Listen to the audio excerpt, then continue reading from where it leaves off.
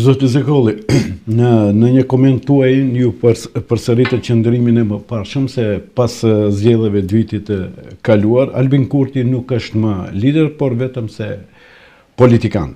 Syve se ju përkujton në Ali Ahmetin e vitit 2012, më duket kështu e thatë, a është gabim nëse këto vlerësime nuhasin tonë kritike, apo vetëm është një vërejtje e juaj miqësore ndaj Albin Kurtit, kreut të ekzekutivit kosovar? Nuk është as miqësore, është armiqësore, por është thjesht obligimi im ta konstatoj diçka që është evidente e që përsëritet.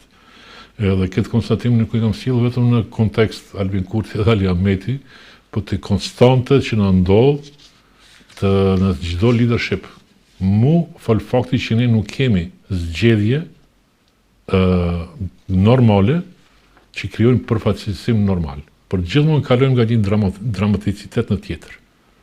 Këtë fenomen e kemi konstatuar në qeverinë Thaçi, në kabinetin e dytë. Këtë e vërejmë edhe të zoti Rama, në kabinetin e parë dhe të dytin të tretin, cili është tani me radhë. Këte fundi kemi vrejt edhe dhe zoti Ali Ahmeti. Dhe thot, mandatin e parë e mësojnë zanatin. Se qka është si kryot buxheti, si qeveriset, si delegohen postat, si zyret, gjitha, pasi që kemi real, nuk kemi ndonjë eksperiencë administrative, a njëtën kohë në Prishtinë kemi përndjekje atyre që kanë pas eksperiencë në administratë, duke etiketu të gjithë anë blok se janë u të bashkë, apo komunista. Në Tiranë kemi këtë konstante në Partisë së Punës me degët socialistë dhe të kësaj demokratëve, edhe sidomos në Maqedoni kemi këtë dukuri ku kabinetin e parë kishte dominant fryma ndoshta kombëtare sipas percepcionit të Ali Ahmetit, po që në kabinetin e dytë fillon më eskalimi i ideologjizimit konform interesave të LSDM-s. Thënë ndryshe, që BDI të shndrohet në një formë të LSDM-ja shqiptare. Edhe gradualisht zbehej dikimi i komandantave, refuzohej eksperjenca e kuadrove nga vitet e 80-a, 90-a që kanë kontribu në çështjes shqiptare, hiq më pak, do të thotë më shumë se Ali Ahmeti, edhe sidomos më shumë se Musa Xhaferi apo të tjerët. Edhe pastaj kemi këtë përçarje brenda ideologjike mes shqiptarëve sekularë dhe këtyre fetarë, që i solli edhe deri te fundi i BDI-s. Këto elementi i shoh tani të Albin Kurti.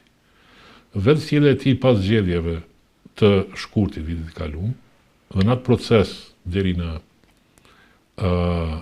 dhjetor, 28 dhjetor, nga hapi në hap shihej se Albin Kurti fillon të tërhiqet nga ajo pesha e tij magnetike si lider, edhe fillon të adaptohet.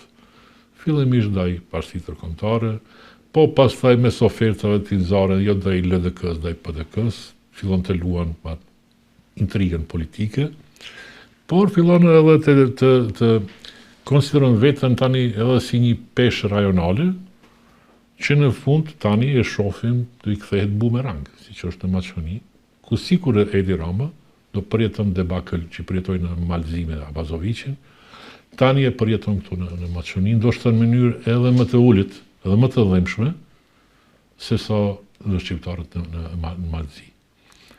Vetë edhe në fund është përzgjedhja e kuadrove tani e vreni që ai fillon të hapet përkundër vlerësimeve të drejtanishme se ka qenë populist, jo nuk ka qenë vërtet lider.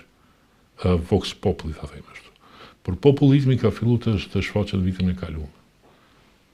Afrimi ndaj figurave nga skena kulturës, bavitjes, artit,